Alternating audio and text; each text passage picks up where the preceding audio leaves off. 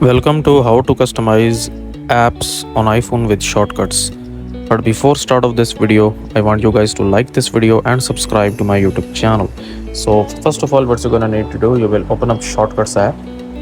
And after you open up Shortcuts app, what you're gonna need to do, we have to add a new shortcut. So we will simply tap on this plus icon here, and then here it says open app. Okay, so we will basically change the icon of the app. Okay, so if you don't see this open app here, you can just simply tap on this option here where it says search for app and action, and then from here you can search for open app.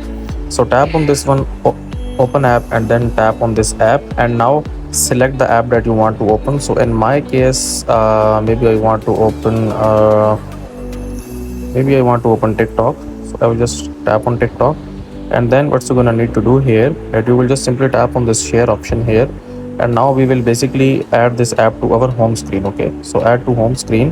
So now what it will look like, that basically it will look like this onto our home screen. So first of all, we will change the name of this shortcut.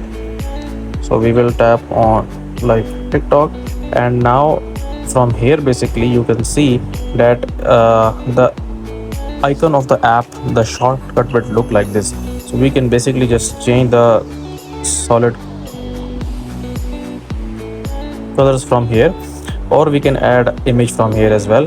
So you can choose the photo, you can take the photo, and you can basically choose the file as well. So I will just tap on choose photo, and from here let's suppose that if I wanted to add this as an icon, I will tap on this, and then I will tap on choose, and now this will be added to icon, and then I will tap on add here, and now you can see that we have TikTok shortcut here. So when I will tap on this one, the TikTok app will open. Okay, so simply tap on this, and here you can see that the TikTok app is now open.